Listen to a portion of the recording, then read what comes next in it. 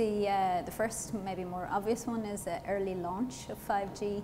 We have operators in the US and Korea in particular pushing for very early millimeter wave mid-band launches. We see a growing ecosystem covering 5G, so commitments from devices and chipset manufacturers and vendors like ourselves. We see the standardization coming together now, so there's a full ecosystem in place.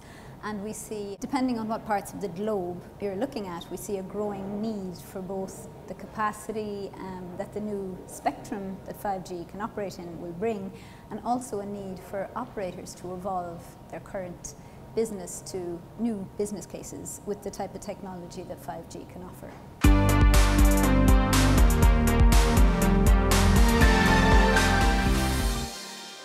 We have a lot of discussions on backhaul, obviously with the increased amounts of bandwidth that will be coming with 5G and with the growing capacity, you need to have the backhaul to cover that. So there are a number of solutions, some existing today and some being standardized in 3GPP release 16. So one obvious technology is fiber. It's not always possible to get everywhere, but increasing the amount of fiber is a key story.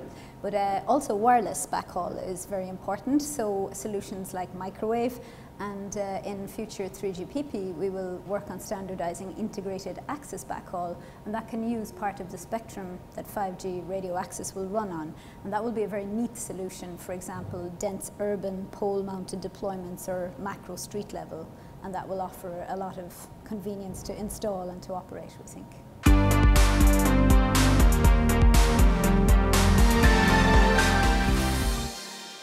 If we're talking money, I guess we will continue to evolve the existing mobile broadband use cases and add fixed wireless access. So there you can continue to keep pace with the subscriber and capacity growth that we see, 8 times the amount of data traffic in 2023, for example. But when you talk about maybe new use cases beyond mobile broadband and fixed wireless access, then we see that potentially there's, maybe up to 36% increase in revenue opportunities there, and possibly at the moment we're looking at 13 billion or so US dollars equivalent by 2023 in India. Sectors like manufacturing or energy utilities or even healthcare, automotive, those new type of verticals.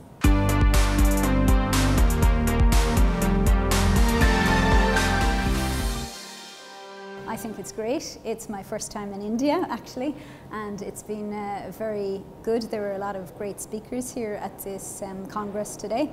And it's a very balanced, I think, set of speakers, both from the operators and the vendors and the government and device chipset partners. And I think that's really critical to get the awareness of 5G going, get the full ecosystem involved, and also to tailor the technology to work for those type of use cases that are particularly relevant to India, I think.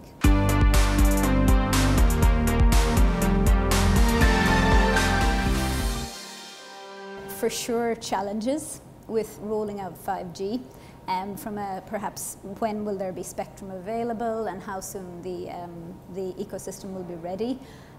So I think one thing that's very important and very relevant is to continue to build out the 4G networks to start to support the capacity, and then evolve those networks to be able to handle 5G. I think 5G, everybody that has been speaking here and the people attending, I think it's been very clear that there's a huge interest in 5G and that everybody sees that there are a lot of future opportunities in 5G, and it's critical really for India's role as a digital society in the near future. Maybe just on the infrastructure point of view, since we're obviously telecom vendors, I think having investments today in both the IoT area and in the 4G area to build capacity and new use cases, it's very important that those investments that operators make today can be used in the future. So we like very much to focus on the fact that we build equipment now, but it's 5G ready with software upgrades. So we think that will greatly help with the introduction and the move towards 5G here in India.